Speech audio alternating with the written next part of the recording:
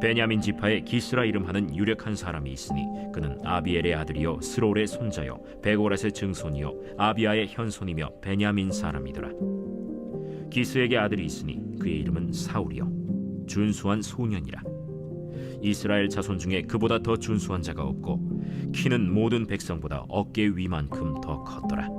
사울의 아버지 기스가 암나기들을 잃고 그의 아들 사울에게 이르되, 너는 일어나 한 사활을 데리고 가서 암나귀들을 찾으라. 그가 에브라임 산지와 살리사 땅으로 두루 다녀보았으나 찾지 못하고 사알림 땅으로 두루 다녀보았으나 그곳에는 없었고 베냐민 사람의 땅으로 두루 다녀보았으나 찾지 못하니라. 그들이 숲 땅에 이른데 사울이 함께 가던 사환에게 이르되, 돌아가자. 내 아버지께서 암나기 생각은 고사하고 우리를 위하여 걱정하실까 두려워하노라. 보소서, 이 성읍에 하나님의 사람이 있는데 존경을 받는 사람이라. 그가 말한 것은 반드시 다 응하나니 그리로 가사이다. 그가 혹 우리가 갈 길을 가르쳐 줄까 하나이다 하는지라. 사울이 그의 사환에게 이르되, 우리가 가면 그 사람에게 무엇을 드리겠느냐? 우리 주머니에 먹을 것이다 하였으니 하나님의 사람에게 드릴 예물이 없도다. 무엇이 있느냐? 보소서, 내 손에 은 한 세겔의 4분의 1이 있으니 하나님의 사람에게 드려 우리 길을 가르쳐 달라 하겠나이다. 옛적 이스라엘의 사람이 하나님께 가서 물으려 하면 말하기를 선견자에게로 가자 하였으니 지금 선지자라 하는 자를 옛적에는 선견자라 일컬었더라. 사울이 그의 사환에게 이르되, 내 말이 옳다. 가자. 그들이 하나님의 사람이 있는 성읍으로 가니라.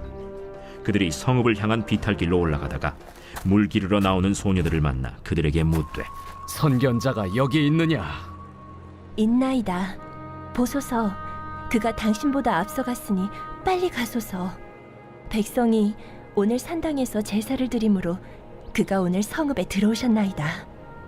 당신들이 성읍으로 들어가면 그가 먹으러 산당에 올라가기 전에 곧 만나리이다.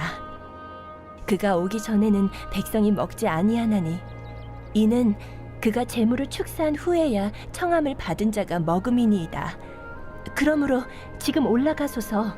곧 그를 만나리이다. 그들이 성읍으로 올라가서 그리로 들어갈 때 사무엘이 마침 산당으로 올라가려고 마주 나오더라. 1절부터 14절의 내용을 보면요, 베냐민 지파 기스의 아들 사울은 무척 준수하고 키가 크다라고 정보를 제공해 줍니다. 또 기스가 나귀를 잃고는 사울한테 사환을 데려가 찾으라고 하지만 도통 찾을 길이 없게 됩니다. 숲땅에 이르렀을 때 사환이 이 성읍에 하나님의 사람이 있으니 가서 물어보자고 제안을 합니다. 그리고 때마침 산당으로 올라가는 사무엘을 만난다라는 내용이 오늘 본문의 내용입니다. 오늘 이 본문은요, 사무엘이 드디어 사울을 만나는 장면이죠. 또 백성들이 그토록 원했던 왕을 세우는 첫 번째 시작되는 점이 바로 여기입니다. 특별히 사울의 외모를 표현하는 내용이 나와요. 1절 한번 보십시오. 그가 어떤 사람이고 어떤 모습으로 나오는지 1절 한번 먼저 보겠습니다. 시작. 베냐민 지파에 기스라 이름하는 유력한 사람이 있으니 그는 아비엘의 아들이요 스롤의 손자요 베고랏의 증손이요 아비아의 현손이며 베냐민 사람이더라. 아멘. 성경에 족보를 기록한 이유가 뭐냐면 정통성을 부여하기 위해서 족보를 기억한 겁니다. 어느 족보, 어느 쪽의 사람인지 또 이 사람이 누군지 거슬러 올라가면 하나님 또 아브라함까지 가게 되죠. 또 반대로 내려가면서 이 사람이 그쪽에 있는 사람이다 라고 기록을 해주는 거예요. 그러니까 사울이 초대 왕이 됐는데 성경을 보는 사람들에게 하나님이 이 부분을 가르쳐 주는 거죠. 이 사울은 베냐민 사람인데 누구의 아들이다 이렇게 표현하는 거예요. 자, 그 다음에 또 하나 사울의 외모를 기록을 해놓고 있어요. 2절 한번 보십시오. 2절 읽겠습니다. 시작. 기스에서 아들이 있으니 그의 이름은 사울이요 준수한 소년이라. 이스라엘 자손 중에 그보다 더 준수한 자가 없고 키는 모든 백성보다 어깨 위만큼 더 컸더라. 자, 중요한 단어를 사용했는데 준수한 소년이다 이렇게 말해요. 자, 그만큼 사람들이 보기에 괜찮은 존재라는 걸 표현하기 위함입니다. 또 이스라엘 중에 이런 자가 없다고 얘기해요. 그럼 넘버원이라는 걸 얘기하는 거죠. 최고다. 최선을 다해서 뽑은 거다. 또 최선을 다해서 그 사람이다. 뭐 이렇게 표현한 거예요. 또 키가 다른 사람보다 어깨만큼이나 더 컸더라. 이렇게 표현을 합니다. 당시에 이스라엘 백성들이 어저께 봤지만 이스라엘 백성들이 우리에게도 왕을 주십시오. 이렇게 탄원을 하고 있죠. 근데 왕이 어떻게 해요? 다른 나라에 보니까 싸움을 잘하고 자기를 구원하는 왕이 있더라. 그러니 우리도 그런 왕을 달라는 겁니다. 그러니 고대 당시에는요, 싸움을 잘하는 왕수라는 어떤 사람이 싸움을 잘할까요? 당연히 외모가 건장한 사람이 될 수밖에 없는 거죠. 그렇기 때문에 바로 이스라엘 백성들이 원했던 그 왕과 거의 흡사한 그 사람이 바로 사울이라는 걸 성경은 강조해 주고 있는 거예요. 자, 이제 그리고 집중적으로 3절부터 사무엘을 만나게 되는 내용을 기록을 하고 있어요. 사울의 아버지 기스가 암나기를 잃어버렸어요. 그래서 아들에게 찾으라고 명령을 하죠. 4절에 보니까 에브라임 산지와 또 살리사 땅으로 두루 다녀보았지만 찾지 못합니다. 그리고 사알림 땅으로 다녀도 찾지 못해요. 또 베냐민 사람의 땅으로 두루 다녀도 찾지 못했어요. 5절에 보니까 이제 어디로 가냐면 숲 땅에 이르렀어요. 그때 사울의 사환이 말을 하죠. 사울이 사환에게 말하죠. 이제 좀 집으로 돌아가자. 암나기는커녕 아버지가 우리를 더 걱정하시겠다. 이렇게 말하죠. 그러니까 6절에 사환이 마지막으로 다시 한번 당부를 해요. 이 성읍에 하나님의 사람이 있는데 혹시 그가 반드시 말씀해 주실지 모르겠습니다. 그러니 그리로 가서 마지막으로 그분을 한번 만나보면 어떻겠습니까? 이렇게 얘기하죠.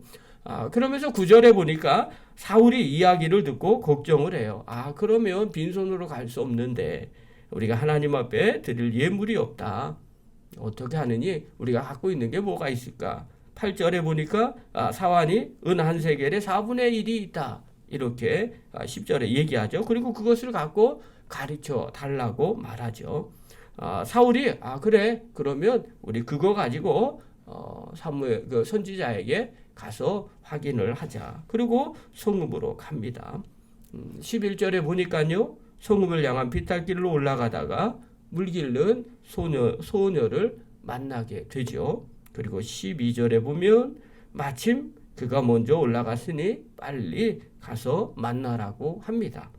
그리고 올라가자 14절에 이렇게 기록하고 있어요. 14절이 정말 중요한데, 자, 사무엘이 뭐라고 얘기하냐면 마침 이렇게 표현해요. 마침 산당으로 올라가려고 마주 나오더라. 자, 지금까지의 본문의 내용은 결국 무엇을 강조하기 위해서 얘기하는 거예요? 어쩌 하다 보니까 암나기를 찾다 보니까 마침 여기까지 왔다는 걸 말하는 거예요. 사무엘과 사울의 만남까지 왔다는 것을 성경은 쭉 기록해 놓고 있어요. 자, 그렇다면 왜 이렇게 쭉 기록해 놓고 있을까요? 사무엘과 사울의 만남이 마침 우연이라고, 여기서 마침이라는 단어를 사용한 것은요, 드디어 적극적으로 하나님의 개입이 있었다는 것을 알려주기 위함이라는 거예요. 잃어버린 나귀 사건을 통해서 하나님은요, 사무엘로 하여금 왕정시대로 들어가는 초대왕 사울을 만나게 하셨다는 거예요. 이렇게 만남이 어떻게 된 건지 아니하면서 거슬러면서 이야기한 거예요. 암나귀 잃어버려서 그의 아버지가 찾아오라고 하면서 사방팔방 돌아다니다가 마침내 사무엘이 있는 그곳에 하나님께서 그를 만나게 하셨다는 겁니다. 사랑하는 성도 여러분, 사울과 사무엘이 이것을 약속을 하고 이곳에 온 것이 결코 아니었어요. 사울은요, 그냥 아버지의 명령을 따라 암나귀를 찾으러 여기까지 왔어요. 사울 생각은요, 하나님이 인도하셨다, 개입하셨다, 그런 생각하지 않고 있습니다.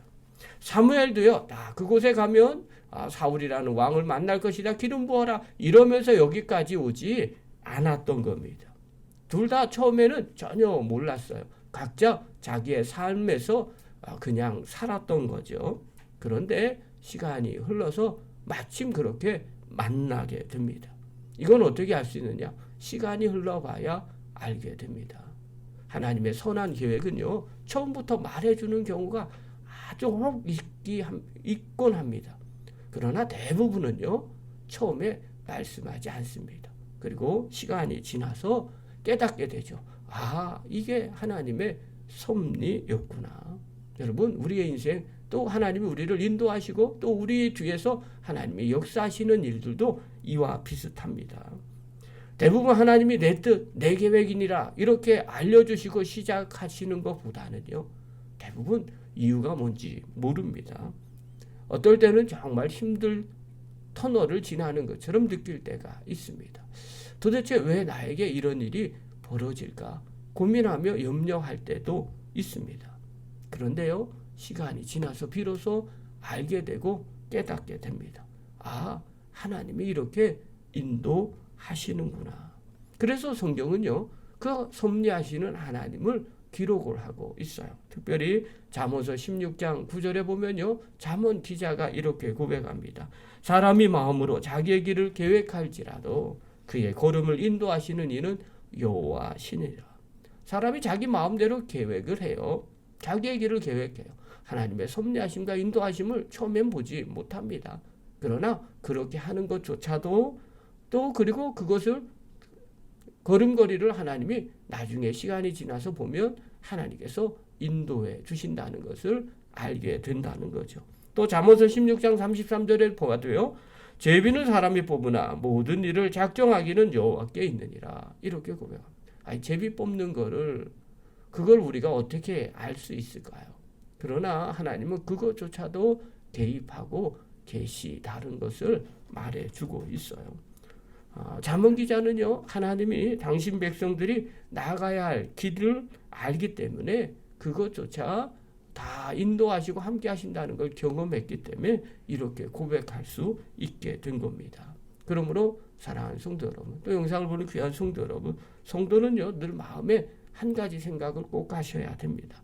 아, 하나님께서 사랑하는 자녀들을 인도하고 계시는구나 라는 것을 늘 마음에 새기셔야 됩니다. 그래야 기쁜 일이 일어날 때 하나님이 인도해 주셨군요. 그러면서 교만하지 않게 됩니다. 또 어려운 일을 겪을 때도요, 하나님이 지금 나를 선하게 인도하실 거라는 믿음이 있기 때문에 너무 낙심하지 않게 되고요. 그리고 슬퍼하지 않을 수 있게 됩니다.